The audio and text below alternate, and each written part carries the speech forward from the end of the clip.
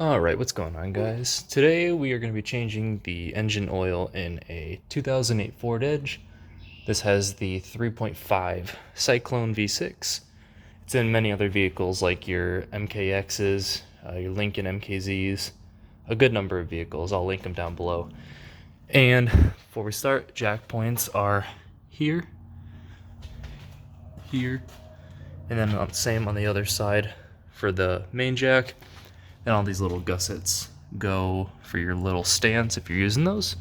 There's also arrows on the outside pointing to where you jack up the car. And also while you're under here, give everything a good inspection, especially these PTUs. This one has an axle shaft seal leak, pretty good one right here. Make sure you get these checked. These do fail because they hold so little fluid, and I mean once it gets out of there, burns up, that's when they fail, so check that out. Other than that though, our transmission's dry, and this is actually our oil pan right here, and I've got a 15mm socket, holds on there really nicely. So yeah, we'll get this oil drained out of here real quick. So we're down to just a pretty fast drip so far, and then our oil filter will be right in front of the pan, and we'll get that unscrewed and we'll show you how to do all that.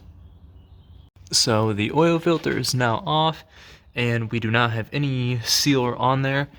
As a matter of fact, the seal literally fell right off of this one. You can kind of see it down at the bottom there. But yeah, I don't know if that's normal for these Valvoline oil filters, but we're going to be putting a Wix one on, and I'll link the part of that for you guys.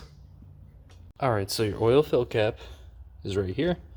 This is your dipstick. I've already filled it. It took about the stated 5.5 quarts. And then before I screwed on the oil filter, I put maybe 4 or 6 fluid ounces in there before I screwed it on. And as always, before you put on an oil filter, make sure you put a little oil around the seal. And then, of course, check to make sure the old seal is not on there. Then after that, just start it up. Make sure that you don't have any leaks. Start it up, of course, after you've filled it to the proper level. And then to read this dipstick, there is just here. I'll show you real quick. There is a bottom fill line, and let's get the hole lined up right here. It's not lining up, but the one on the right, there is a hole. That's the low point, and then on the left, that is the max fill point. But yeah, make sure when you're checking the oil level, you wipe it off before you put it back in. But that is how you do an oil change on one of these 3.5 Cyclone engines. If you like this video, feel free to give it a thumbs up. And if you like my other videos, feel free to subscribe to the channel. Have a good one, guys.